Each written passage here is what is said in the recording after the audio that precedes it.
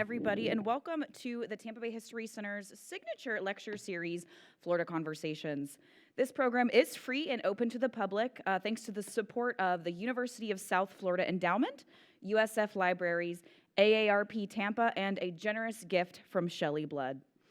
Please note that full-length recordings of today's program and other Florida Conversations programs are available on the Tampa Bay History Center's YouTube channel. For our audience in Tico Hall, we will remind you to hold questions until the end. We'll have some time with a handheld microphone at the end of today's program. And for our guests on Zoom, if you have questions during our talk today, please use the Q&A function in the Zoom chat, and we will make sure that your questions are heard here. I would like to introduce this afternoon's speaker. Michael Masucci is the Florida-friendly landscaping community educator with IFAS Extension Hillsborough County. In this role, he works with HOA boards, community leaders, and residents to use research-based practices that save water, reduce pollution, and keep Florida landscapes healthy and attractive. So please join me in welcoming Michael.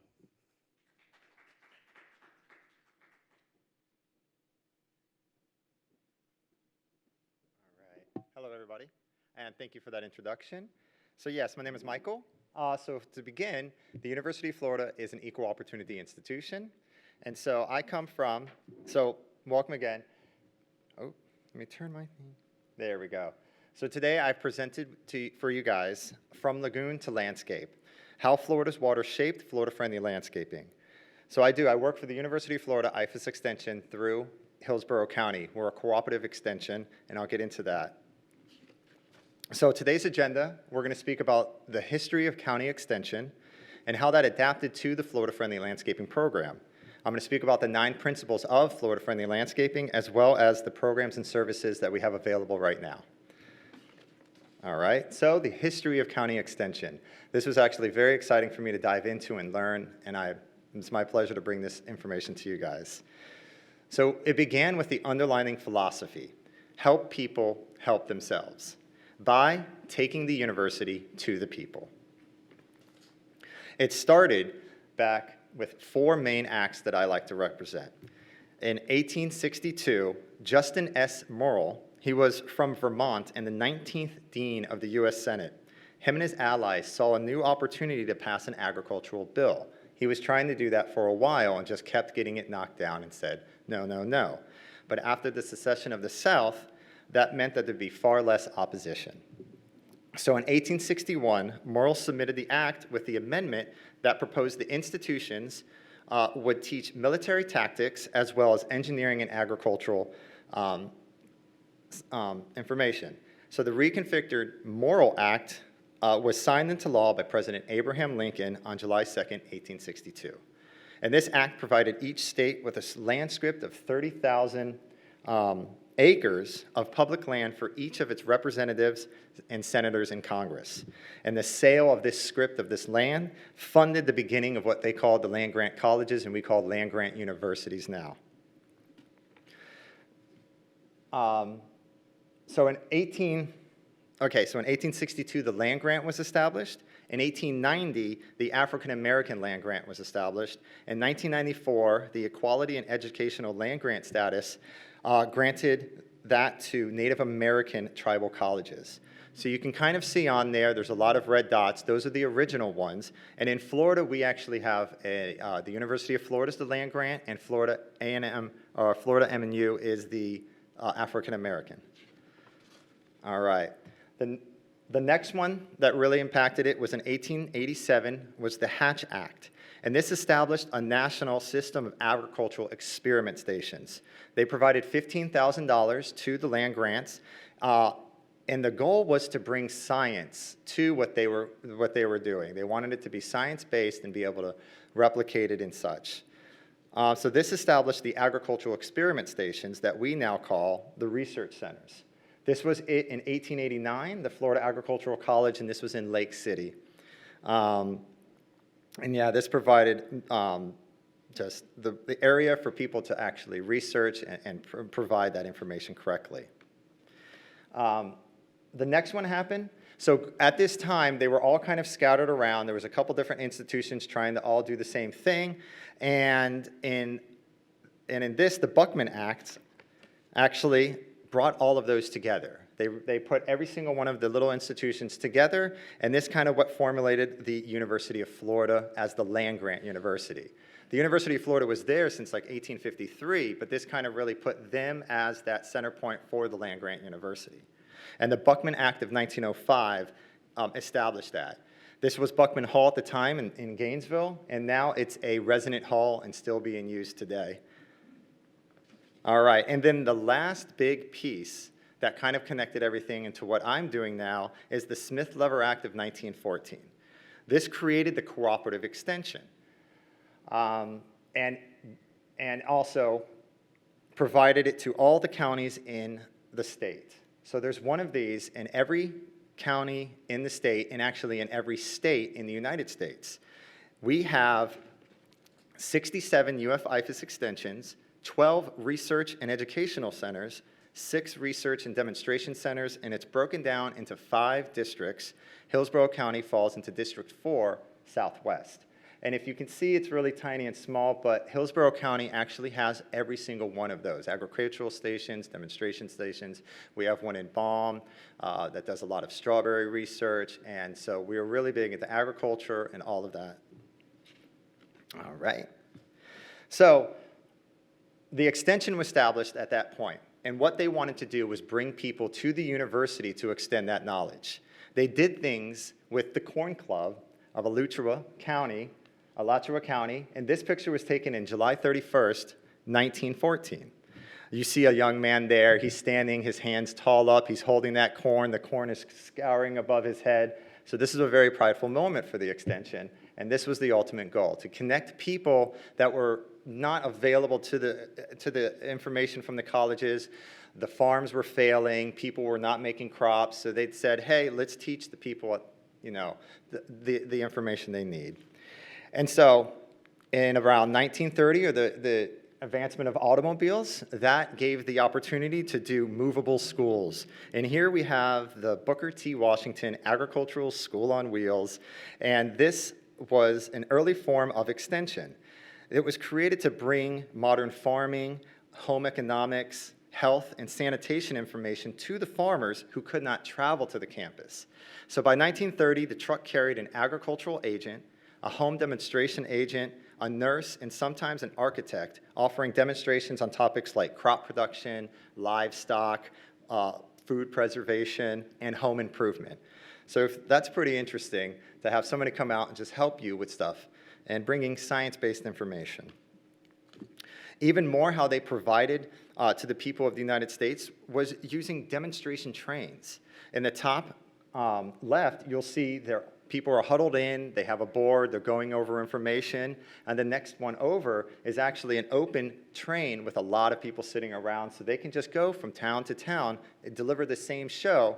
That one they have, I think, a livestock show going on, so they're teaching people probably milking cows or how to raise them or treat them and such. But this is how the knowledge would reach the farmers. They brought it to them, okay? All right, so it actually was recognized by a very famous artist. Norman Rockwell painted the county agricultural agent, and this was July 24th, 1948.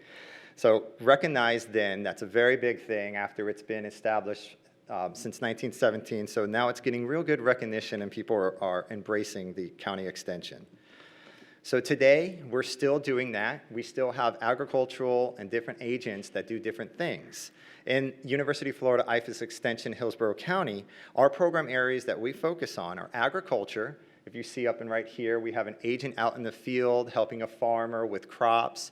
We help a lot with strawberries, and now we're really getting into technical stuff with drones and kind of how we can help them advance that kind of stuff. The next one right here is the urban horticulture, where we go out to residents, to people, and we answer questions in their landscape, in communities and such. What plant is this? What's wrong with that? What to plant here? That's the advice we give in the urban. We also now have a family and consumer sciences. They focus on the supplemental nutrition assistant program and providing them with the resources they need to make better decisions with food and make better meals, more healthier stuff. And we help there. And one of the biggest things that I feel that we do is we connect with 4-H and youth development. We take them on from, I believe, 6 years old. They're called a clover bud, and they work their way up. They can do, they start doing livestock. They compete with each other. It's a very good learning experience that gives them a lot of real-world opportunities as well. They can grow up. We teach government. We teach them legislative information so that they can get incorporated with agriculture. And the connection with the youth in the public school system is just amazing. It's a really cool thing to see the kids grow. Okay, so the department actually that I work in is that urban horticultural program. And under that, we call ourselves, we are the Florida Friendly Landscaping Program. So our mission really is an integrated approach to maintaining an attractive and colorful and diverse yard. Our goals are to conserve water and protect our water quality. In Florida, that is our biggest resource. So we target homeowners, businesses, and builders and community developers. We help them from the beginning when they're breaking ground of designing, as well as after it's been in the ground, established for 50 years, issues that we can find and help them with. That's what we extend. We celebrated our 30th anniversary in 2023, so that's exciting to state. So very good stuff. But it all started, we're going to go back to 1991, on the east coast of Central Florida. There was a concern in the Indian River Lagoon that led to an educational program called Save the Indian River Lagoon. Its goal was simple but powerful: teach residents how their home landscapes affect our local waterways, and how small changes in plant choice, irrigation, fertilizer can save our sensitive ecosystems. So over time, this effort expanded statewide and evolved into the Florida Friendly Landscaping Program. It is in not all the 67 counties, but I think we're in like 54 to 56 counties the Florida Friendly Landscaping Program through the extension is. All right, so what we use are the Florida Friendly Landscaping 9 principles. Our most popular is the right plant, right place. If we focus on meeting our site conditions and putting the right plant in, we can water it more efficiently and we can fertilize that more appropriately.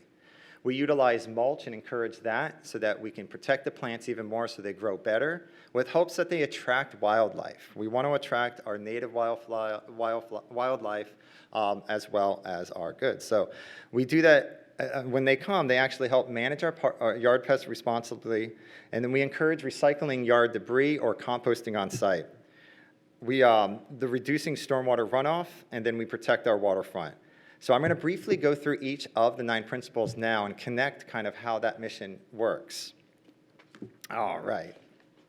So we're going to start with the cornerstone, and that's the Florida Friendly Landscaping Program. And the first step is designing and maintaining a Florida Friendly landscape, and we use right plant, right place. And what we mean by that is we want to match plants. So we look at plants. The University of Florida has done thorough research over the years, and we understand kind of the pH that the plants require, the water requirements, the sunlight and such, and we want to group those plants together. So we look at kind of, okay, what's in our area first, we pick our plants and we do that. If we have some areas that are kind of difficult or shaded areas, we offer like turf grass alternatives, shrubs, and ground covers that go in there. And ground covers can be texture, sizes, not just something that lays ground. We say to position our trees and our shrubs so that we can improve heating and cooling. So this is functional landscaping is what we try to apply. And we always state, plants are located away from the foundation of roofs and buildings. And that's really... All right, so we also look at things when we're on site, and we can help with like inside and outside. How are your views going? Can you see to your mailbox? Do you want to see to your mailbox? Do you want screening or privacy? We look at hardscapes like driveways. We want pervious surfaces like we see with the pavers to allow that water to percolate through. We look at utility lines overhead and underground. We try to avoid what we see there where the trees get really like pruned out. So we educate and we teach people about right plant, right place so we can avoid these situations. That is the ultimate goal. We want to avoid problems later. I work with a lot of community associations that have been about 30 to 50 years established now, and there's trees breaking up the driveways, there's plants that are kind of fading, so we kind of teach them what we can do with that, if you can save those plants, if you can move those, or how to replace and plan for that. So our ultimate goal, again, is to save the time, the money, and precious Florida water. So also, it doesn't just to be functional, we also create beautiful and low-maintenance functional yards. These also try to match plants to your yard's conditions like I was saying before. I have some examples if you can see of it. We have different types of plants, multiple, and we like that variety because it adds a lot of color and pop. These also, with the site conditions, match each other, so they require the same amount of water, the same amount of light, and they look pretty. So sometimes you can extend it all the way out, reducing your lawn all the way, or you can cut kind of in, but we like our beddings, we like our mulches, we like a lot of plants. All right, so we want to avoid situations like this. This is a very popular plant, and there's two really big varieties. This is the white bird of paradise that likes to grow very tall, and we look at the maturity size of the plant. The more popular one that people like is the orange bird of paradise, and that stays about 3 to 5 feet, and it's a more shrub-styled one. Produces a lot of flowers. So this one you might want to know, hey, it's going to grow very tall. I'm not going to put it out on my pool deck. This is a funny picture we like to share. It's kind of fun. So yeah, we utilize a publication, and this is free to the public. It's available online, and it's through an app called FFL Plants. This is our guide to plant selection and landscape design. We have design techniques that help you kind of put plants in where they need to go. But again, it breaks down the pH requirements of per plant. It breaks down the sun requirement, the water requirements, and a lot of information on like wildlife and what it'll attract. There's about 400 or native and non-native adaptive plants that are in this book, and even more that we're adding to the online app. So I check it every day. You can zero in on your zip code and where you live, and it'll print you a list, or you can make a list of plants that do very well on what you're trying to do. All right, so that's a big one, number one. We're going to move to number two, watering efficiently. So this is about using only the water that your plants need. This includes watering deeply but infrequently, right? We want, once they're established, most of the plants that we say are Florida friendly live off of what is provided through the year. It's not really supplemental irrigation all the time. Don't leave your system on and just run it. We can actually turn that system off and only use it when it's needed. So we always, if you do have a large irrigation system, we try to say, hey, calibrate that to only throw out about a 1/2 inch to 3/4 of an inch per application. So I know that's hard sometimes with one a week and such, but that's kind of the goal that you want to do. And we monitor the weather and adjust that. There are controllers and such that you can do that might turn off your irrigation if we did get rain, but that's another thing you have to maintain. So instead of high, what you see on the end, that's throwing out maybe in 20 minutes per zone, that's throwing out that 1/2 inch, which, okay, it's getting water, but that might be going in and out too fast. So we like to encourage micro irrigation or low flow. This might take that 1/2 inch to 3/4 and put it out in 40 minutes to 45 minutes instead of 20. But again, it's allowing the water to actually percolate and get deeper in there. That encourages roots to go down. Longer the roots, happier the plant. A lot of the times when we're throwing out high volume irrigation, it only is getting about the 2 inches. It's compacting a lot because it's a lot, and really it's just running off. So the roots kind of stay on the top, and the plant's stressed from that. So if you don't have an irrigation system, that's okay. We say use what is provided, right? So design and maintain accordingly. Pick very low watering loving plants if you're going to be droughting, or if you're in an area that gets a lot of rain, you can get away with more wet feet. So we use rainfall or minimal hand watering, but also a rainwater harvesting barrel can help too, and I have slides and I'll talk about that in a little bit. All right, so a little bit science. So they say the best time to water is going to be early in the morning, right around sunrise. So if I have a system that's about 2 zones and I'm running them for 30 minutes and sunrise is 7 a.m., well, I'll start my system at 6 a.m. I want it to kind of stop right when sunrise is, and the meaning being, one, I don't think we're allowed to water after 8 a.m. in Hillsborough County, so I want my system to kind of be done by that and a little bit time to dry. But honestly, what's happening throughout the day is 40 to 60%, if we're watering in that afternoon, most of that is evaporating off. It's not going to be percolating down. We're just kind of moisturizing the air. And also at the end of the day, plants and turf grass, they sort of shut down their kind of system that absorbs that water. They're most active right in the morning period, right at sunrise. They like to wake up, they like to take a big drink and prepare for the day. So if you provide that for them, you can have a better success rate in the landscape. So the third principle is one of my most important ones because what we try to protect is our water. And our biggest threat to it is fertilizer, excess of that nitrogen really getting into our water bodies. So the polluted runoff of extra nitrogen is the #1 water quality issue in Florida. So we've all seen lakes that kind of look like the green in front. That's called harmful algal blooms, or HABs. So this is polluted runoff, which is from rainwater flowing over the streets, picking up toxins, going through the yard, getting fertilizers that might be out and up overabundant, and it travels those straight back to our water bodies. And we like to reduce that by teaching principles of fertilizing appropriately. A big thing that we do is soil test. My office is in Seffner, and so we provide a pH sample there. It's $3 per sample, which is very low. And we can tell you kind of the pH of your soil, and that helps you to know what nutrients will be absorbed into the plant. And also with that plant guide, it teaches you what plants will like what specific pHs you have. So that helps with plant selection and location. And you can always mail that to us. You can call us. We can help you with taking a soil sample and how to do that. And then also, if you want to know more about soil fertility, we send that out to Gainesville. You can mail that to Gainesville. It's $10 for the test. That'll come back and tell you what fertilizer is actually in your yard. A lot of people think like, oh, it's that time of the year, it's time to fertilize. But we've taken so many snapshots of that yard at that time, and there's an abundance of nitrogen in there. You don't need to continuously apply it. That's where we lead into that runoff of fertilizer that just kind of runs off. You're spending extra money, you're spending extra time, and it's just kind of going out into the environment. A little people don't know, but if you actually cut your grass correctly throughout the year, about 15 to 20% of your fertilizer needs are taken care of just by that grass going back in there. So there's no need to kind of continuously fertilize with nitrogen. All right. So we also, with these soil samples, can give you specific recommendations. So your turf grass, you can tell them, I want to sample this as turf grass. I want results based on that. Also your landscape shrubs, like those azaleas, camellias, gardenias. These are acidic-loving plants. So if I'm going to put them in the ground, I want to know that my pH is around 5 or 5.5. They're going to do a lot better then. I'm going to have better blooms and such, especially with blueberries. They're another very acidic-loving plant. But you can tell them that, and we'll give you tailored results and help you get to where you need to go. All right. So another thing that the Extension Service can do for you, we help with general fertilizer practices. We can help before fertilizing as well as diagnosing nutrient deficiencies like you see in the palm here. Those lower yellow leaves right there, that's a big deficiency issue there. And we can help determine if it is a nutrient deficiency or if you have some pest or a pathogenic infection in the plant.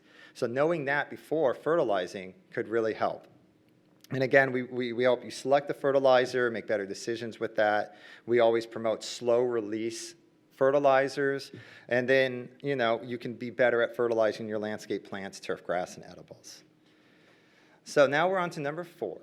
This is mulch. And the principle of mulch, and that involves covering soil with organic materials to conserve moisture, prevent weeds, and improve the soil health. So the milestones of mulch, I like to say that, they retain the soil moisture. They also moderate soil temperature, especially in Florida. We have a lot of hot days, and then, you know, that just beats up soil. So that buffer zone with the mulch really does help the plant roots stay happy. This also can reduce runoff and erosion if applied correctly.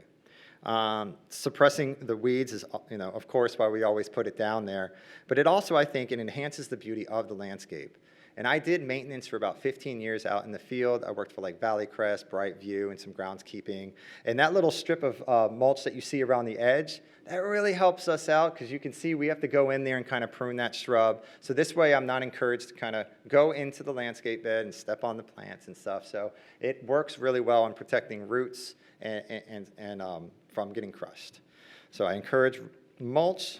And what we say is we say organic, right? We want to use organic live mulch. We have a certain ones selected like melaleuca, pine bark and pine needles, eucalyptus. Believe it, fallen leaves can be a mulch as well as your grass clippings. Then there's your standard mixed hardwood in the dyed bags and such. But these all have a different purpose in place. Some break down faster and quicker. Some release chemicals that actually suppress weeds, and some actually can feed and nutrient certain stuff. What we don't like is the inorganic, like crushed shells, gravels, and rocks as a mulch. Now, we love them as like pathways around the drip line and functional and used correctly, but if you're just going to kind of like cover the whole ground with rocks and try to put plants in there, that's very discouraged. We're heating up everything. We're disrupting the microbials that are in that top root zone that does a lot to break down material and feed our plants and the roots. And so it's just very discouraged to do that. So also what we just don't recommend is rubber mulch at all. And then cypress mulch, there's kind of an ethics question there. We don't know how it's being harvested, so we can't kind of promote that. So we just say, hey, just kind of get rid of. My favorite is going to be Melaleuca and pine bark. So those are my two favorite in this area. So, but the general rule that we apply is at all those organic mulches, we apply at a depth of 2 to 3 inches after settling. And so that's kind of the golden rule there. So once we get under there, you just kind of top it about 2 to 3 inches. What we don't want to do is keep piling it on, and we consider that volcano mulching. Say no to volcano mulching. I see this so many places, and it's just, it tears my heart. I almost get out, and I want to do the work, but I have to tell myself, no. So, but what this does, this retains too much moisture. It encourages pests to kind of come in there. Rodents will live in there. It gives them a very good habitat. So avoid that. That's gonna bring in stuff you don't want. A really bad thing that happens, roots will start growing around because they think it's in soil. The root is actually going to start growing and growing like the trunk, and once it does that, it can actually choke out the system, the vascular system of the tree. We call that girdling. It can be corrected. It's kind of hard. It's timely to do, and the plant just stresses through the whole time. And if it's a young plant like this, it doesn't really have the kind of maturity to fight through it, so we lose a lot of those out there. So we apply it at 2 to 3 inches after settling, and we like to leave a space of about 12 inches to 16 inches outside. If you'll notice on mature trees, they kind of go to an angle like this, and there's a flare. The flare goes flat on the ground. Right where it goes and meets the ground at that level, that's where we put our mulch to, okay? So that's a good way to gauge it on different sized trees. So if we're doing everything right, if we're putting the right plant in the right place, watering it efficiently, fertilizing it good, and using mulch, then those plants are going to live a little bit better, right? And the goal to keep those plants happy is so that we can attract wildlife. We want to encourage planting of a variety of species that support local birds, butterflies, and beneficial insects by providing food and shelter for them. So we provide food by selecting plants, vines, shrubs, and trees that provide habitat and food. We might have host nectar plants to attract pollinator of varieties. A water source is great for wildlife. It attracts birds, the sound of water, and also they can bathe themselves and drink. We use wildlife shelters like bird houses, bat houses, or snags, which is just an old decaying tree. Instead of cutting it down, if it's in an area, you can actually lit that. Animals will use it. They'll kind of nest into it, and we encourage that heavily. And also, native animals will actually help control certain landscape pests. So again, providing habitat and shelter, like a bird house or bird feeder, or even as easy as doing a little tray with rocks with a little bit of water, and actually butterflies use that. They'll land on it, they will actually clean themselves, they'll drink a little bit, and it's very inexpensive, and you can find household items to make that. So we very encourage that. We want to create kind of a natural corridor, right, in our house to allow them to kind of free, and they bring you joy. I love seeing butterflies, I love seeing birds, I love hearing songs. So it's fun to get into nature. So we use plant nectar and host plants for pollinators. We attract beneficial wildlife. We use like zinnias, echinacea, passion flowers, beach sunflower, pentas, coreopsis, a lot to attract our honeybees, our bumblebees, the monarchs, the swallowtails, and our state zebra longwing butterfly, right? So we like to encourage that. You can do like the area to rest for bees. I've tried those a bunch. They look really cool out in the landscape. They do help them, but really the plant life and stuff is ideal, it's the best. And I keep saying beneficial wildlife, right? And I was saying that they'll help you actually take out pests. And then I see some heads shaking. Yeah, this is a booger. They come around and they're very vicious. They eat crinum lilies in a day pretty much, and they make a mess all around on such. So. But honestly, if we can encourage our native wildlife or the beneficials of what we say, we can actually have them do the work for us. So managing yard pests responsibly means using the least toxic method and only treating problem areas to protect beneficial species and the environment. So we kind of pick on this guy here. He's cool, he likes it, he's all right with it, but he's our bad example. His mentality is, I'm going to go out and I'm going to spray from corner to corner and I'm going to kill everything in the yard. There's not going to be a bug that I see. And we kind of consider that a bad example. He's using residual chemicals, and these things kind of stay and they bind to kind of our soils, and they don't really provide much as they break down. We kind of look at the other side of a good example. There's a nonprofit organization called OMRI. That's the Organic Materials Review Institution. And what they do is they review products like fertilizers and pest controls to ensure that they're suitable for certified organic products. Now, this might be like neem, diatomaceous earth, horticultural oils, and soaps. But you can actually see it. The label will be on the front, and you know that that is very good for an organic. It's not going to harm. It's not going to stay. It's environmentally safe.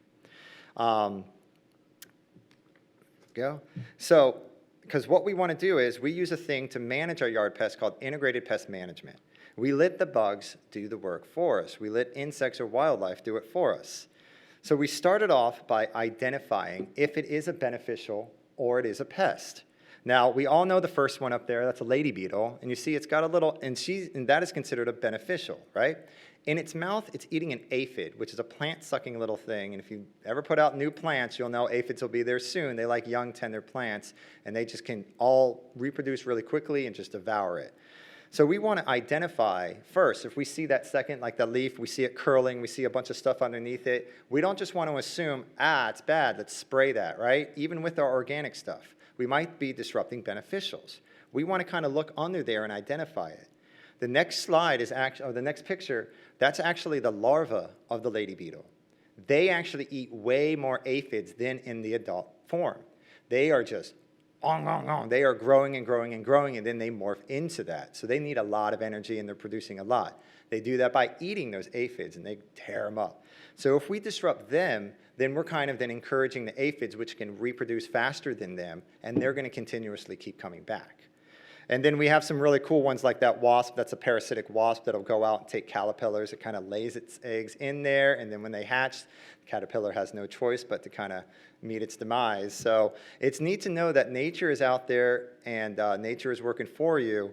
The percentage, too, is insane. 99% of the insects out there are considered beneficial. There's only about 1% that are pests. So when we go and we think, bugs spray, we might be doing a lot of harm to the beneficials. All right, so we have plants growing, they're growing, we got them good. So now we start pruning and we start getting pieces, right? Well, we like to say recycle that yard debris or compost, right? This emphasizes composting and reusing that plant material to enrich your soil naturally. So you don't have to go out and buy fertilizers, you don't have to do all this other stuff. You can actually produce that on site. So yard debris was defined by the 1988 Florida Solid Waste Management Act as vegetative matter resulting from landscape maintenance and land clearing operations. So these include, but are not limited to, like trees and shrubs, leaves and palm fronds, grasses and tree stumps. And you all know the brown bags, you can put them out on the curbs. The county or state will come by and take those from you. But let's think about keeping that landscape waste on site instead of sending it away. This cuts down on how much material the county has to process and haul, and actually it turns that yard debris into useful soil amendments for your plant beds. Like I said, you can leave those grass clippings down there, and that gives you about 15 to 20% of your nitrogen, your fertilizer for your grass that you're going to need per year. So you can reduce your amount of fertilizer you're throwing out. So we have an example of an open one here where somebody has an agitator or they can aerate and they're using leaves, and it'll eventually break down. Microbials will do their work, or you can kind of speed that up with the closed bin one like I show you on the next one. Those are actually available. The city of Tampa has a program where they offer those to residents where you can do that. Hillsborough County residents can also contact us, and we have a composting happens program as well, and I'll speak about that at the end about our triples. But this right here speeds up the process. You put your browns and your greens, and we teach all of that at the extension on how you can successfully do that and create material that you can then put back in your garden beds. This adds fertilizer, this amends the soil, this is a great thing to do. So it's very easy. It can be happening. You just select the location. You can choose a container or not. You can do an open pile method. And you just assemble the pile. These guys are doing it very easily by just dumping out their cuts from their produce. And then just maintaining that pile and then harvest the final compost.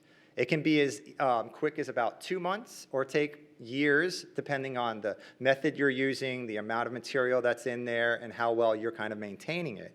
But we help you with that. We have all the science, we have all the resources to help you be better at doing that.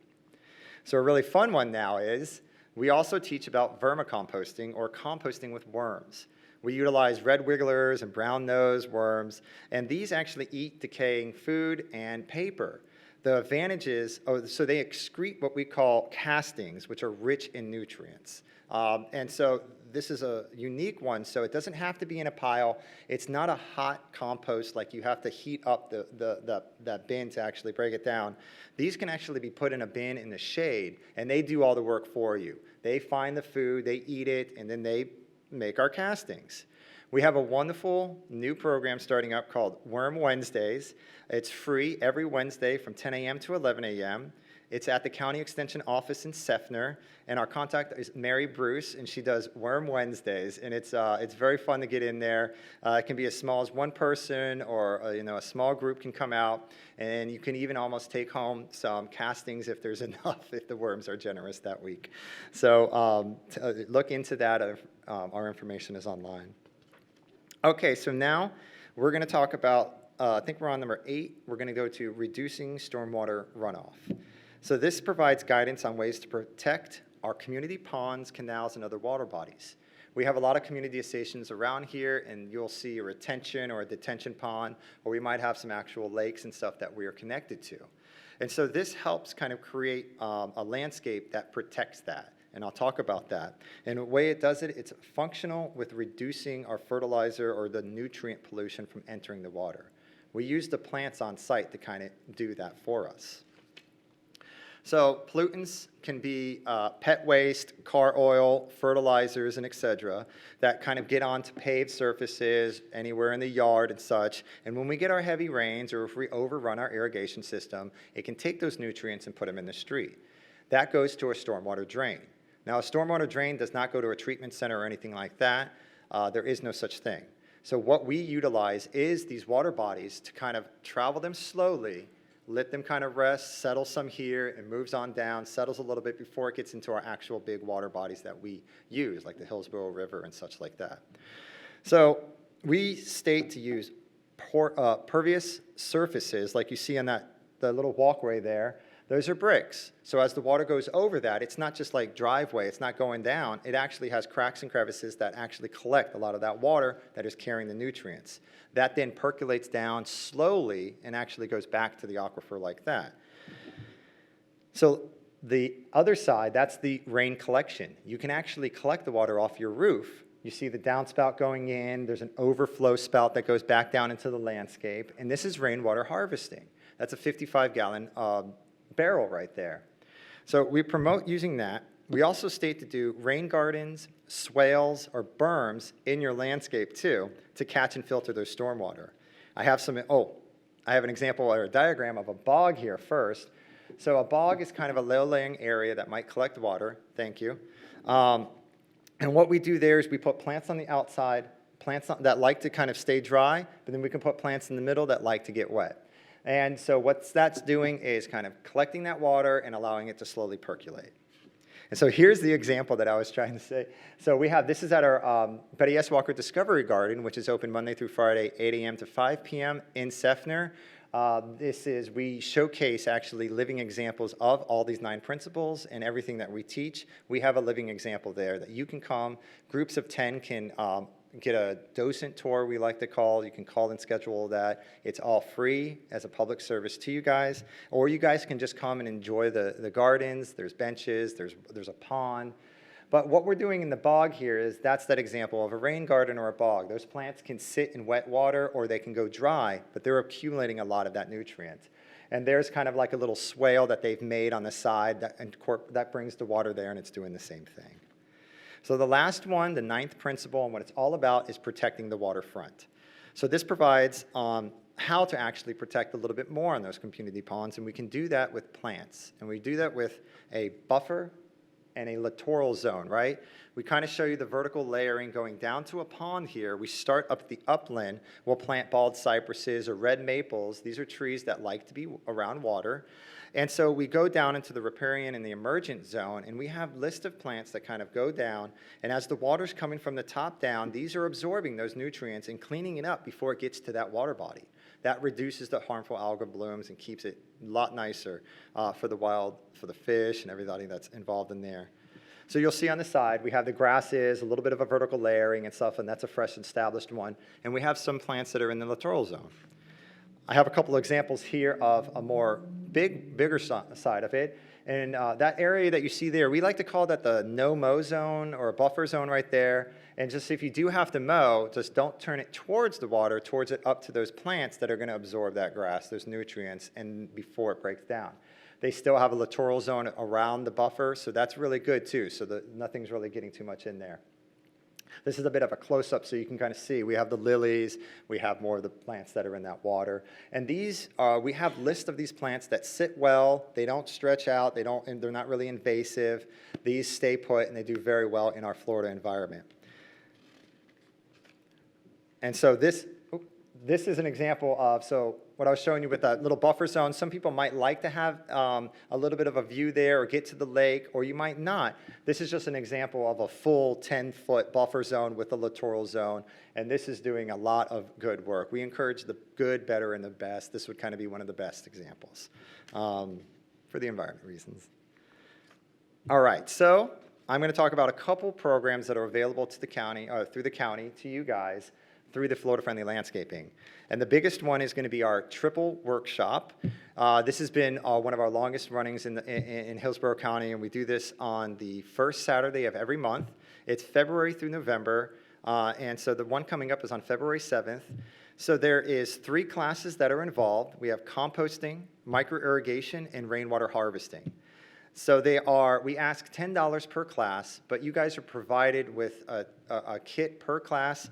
So you'll get, as well as the education, but you'll get a compost bin, a bucket to do it in the house, a thermometer, and all the materials that you're going to need to be successful with that. The microirrigation, you get a 250 square foot microirrigation kit that attaches to the hose with a timer and a filter and all this stuff. And it's a micro sprayer. There's 5 of those, so you can actually start utilizing microirrigation. And then with the rainwater harvesting, we actually give you a 55-gallon barrel with a screen on top, with a spigot installed on it, and it's right there. You take it that day. And it's available for you guys. So please, the only thing we say is once you do the class per resident, then that's it. We only allow 1 per household. So once you do get it and you get your barrel, that's what we can offer. But you can always purchase more and attach, and I've seen like 7-barrel systems. I've seen a 5,000-gallon cistern. People love it. So you can get really addicted into it. So that runs, again, February through November. 3 classes, they're amazing. Some of them, the composting and the microirrigation, are also available online, Zoom, and then you just read the class, and then you come in and you can get your kit. All right, and then the one that I focus on, did I have that up the whole time? I didn't have that up, did I? I'm so sorry, I was looking at the slide here. Okay, so I'll leave that up for a little bit. I know we're on time. But yeah, so we have a pre-register at Eventbrite that you can go. If you search IFAS Extension Hillsborough County, you'll find it, or if you go to our website, you'll see the ways to sign it up. So sorry to show that, but that's the microirrigation. This is the information about that, and the next one is going to be on February 7th. I'm so sorry about that. So the program that I focus on is the Florida Home Landscape Recognition. This runs all year. And so there's 2 checklists that you can do. We have a silver and a gold status that you can achieve. And really, it breaks down to 9 principles. We have a scoring guide and a checklist that you can do a self-evaluation and kind of assess where you are, see what you need to work on. And then when you're ready, you can contact me, send me photos, and then I come out and do a site visit and do my own recognition on that. It's a great opportunity to meet people like evaluators like myself. You receive science-based recommendations if we see rooms for improvement or things like that, or if everything's great, we reward you, you're recognized, we put you on the website, you can get a yard flag, or we now have a metal sign. It's bragging rights, you can make your neighbors envious, and it's something we take serious. So we come back out every 4 years and we do a re-recognition. Not only do we want to see if you're just putting the right plant in the right place and maybe watering correctly, but we want to see how you're maintaining those plants throughout the year, if you're growing them up right, if you're creating good, mature landscapes. So again, this is, you can contact me. I'll have my contact at the end here. My cards for the people in place are at the table there, and I'll be around to talk more as well. So that's kind of what I do. I'm going to show you some examples now of previous winners. So this is a front yard from a previous winner, and it shows thriving plants maintained to our UF recommendations. We have textured plantings, ground covers, rain chains to collect water, and permeable pavers that allow that water to soak in.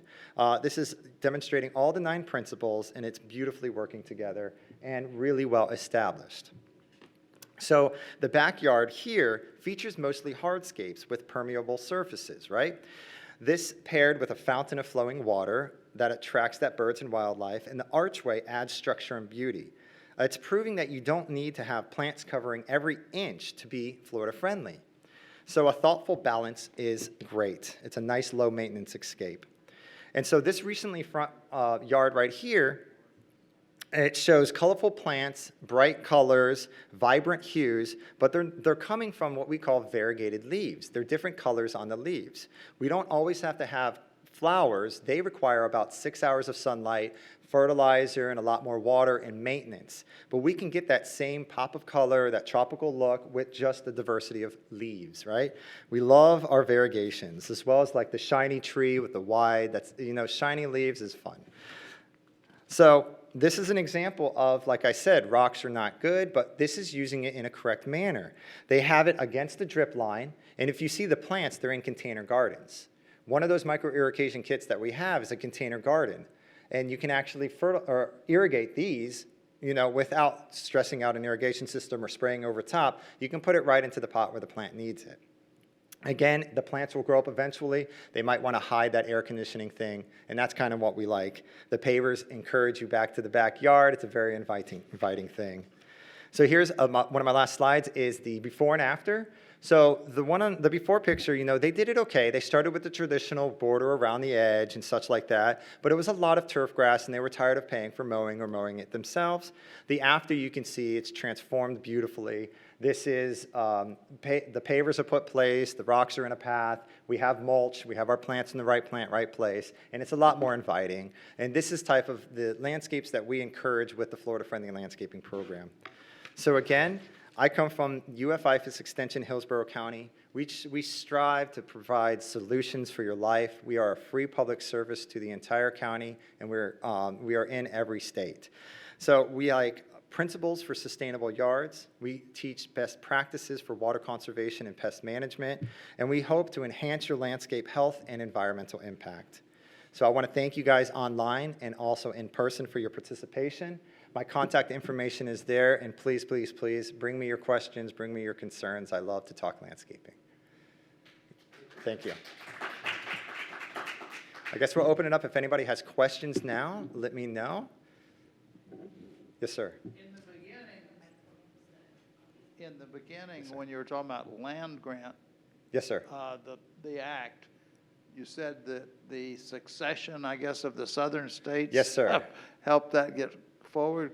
Can Correct. you expand on that? Yeah. So I did briefly research into that, and I think he was there before the Civil War and they seceded. There was a little bit more voices involved, and I think after that, he had less opposition in getting what he, I don't know how long, but it wasn't his first attempt. It wasn't like, he was trying for a while to get this established.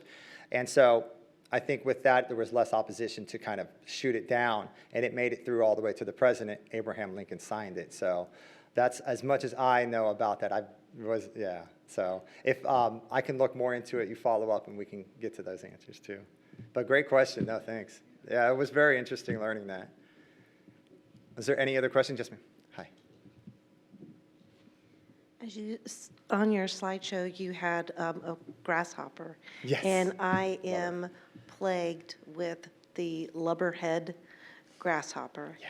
And I've seen different people say, leave the little black ones for birds to eat them and stuff. But when I say grasshoppers, they're everywhere. You could have easily 200 of them on the back of a white vinyl fence. Yeah. So what do you do? Because the birds, there's far more than the birds can eat. Of course, yes. And and the big ones, they're toxic and they won't eat them. Right, yeah, when they So- start maturing. No, that's a great question, and lubbers definitely, I mean, we get contacted about them all the time. You know, one of the ones we say is like, just if you have, like crinum lilies, there's certain plants that they love to go after, but they will source other things if it's not available, but we would just say, hey, eliminate the ones that they're after right now. There are safer kind of measures if it does get to that abundant area where we would say, okay, that's an area that we want to spot treat. We want to kind of treat the plant to kind of offset them. Yes, you know, birds are eating them and stuff, which could kind of harm the birds, but just try to reduce them as much. Lynn Barber, the agent, I mean, she sees them in the garden and her eyes kind of light up and she goes right after them and she just puts them down and kind of puts her foot down. And so, I mean, it's kind of harmful, but oh, they will. You get so accustomed to looking at them. Yeah, There's just like these dogs that there are. They travel fast too, and they hatch and they grow really quickly too. So, and it's bad, but I can go through like 3 cans of grain. right. But the only thing I can figure out that I can kill all of them at once without them jumping everywhere. And there's a chain link fence. It's just ungodly. It's awful. Yeah, they are a challenge. I mean, with the reproductive and how much they do produce, it is a challenge to do it in an ethical way, right? So we look at that, and there are entomologists and stuff that release those information. Again, my focus is more on the design aspect of it and HOAs and such, but definitely no, I can get you in the right place to get you better answers on the lubber, yeah. Yeah, we have publications too, so if you do, the trick I tell everybody is if you go lubbers and then put IFAS, Institute of Food and Agricultural Science, then you'll get a publication through the university. And we have a great one on the lubber. It has the methods on how to do it in different ways, chemical and non. So I implore you to look up that. Great question, thank you, yes. All right, we're all good. Thank you guys so much. All right, appreciate you. All right, and like I said, I'll hang out. I got some cool books. I've been talking to some people about it too, but my card's also on that table.